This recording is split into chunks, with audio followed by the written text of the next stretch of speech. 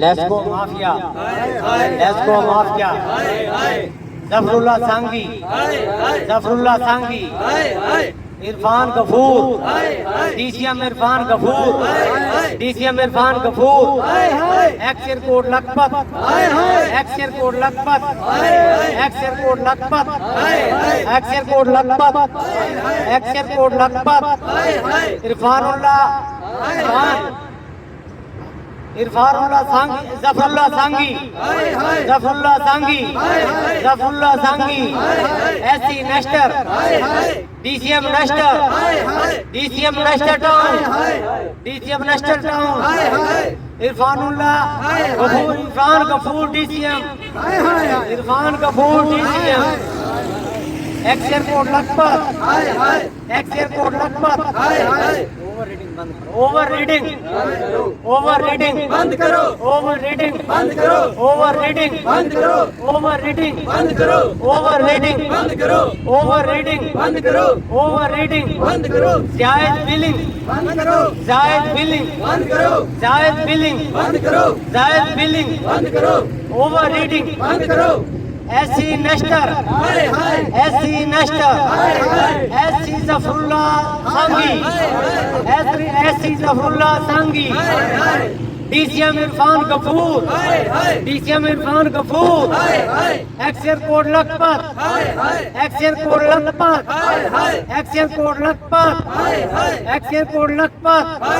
Over reading بند کرو، over reading بند کرو، اوور ریڈنگ بند کرو، اوور ریڈنگ بند کرو۔ آج ہم لیسکو مافیا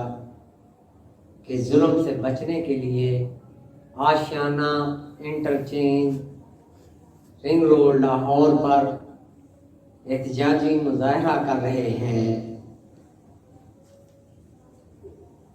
لیسکو اس وقت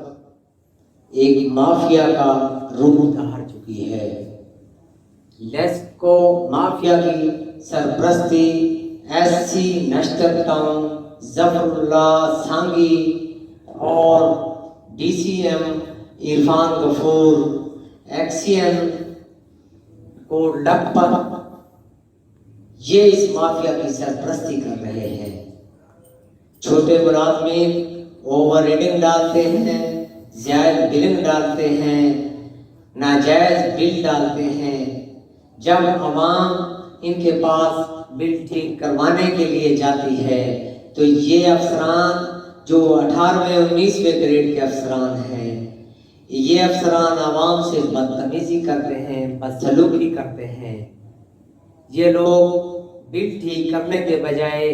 ان کو چکر پر چکر، دفاتر کے چکر لگواتے ہیں، اور روزانہ جب ان کے دفتروں میں جاتی ہے عوام تو یہ ان کو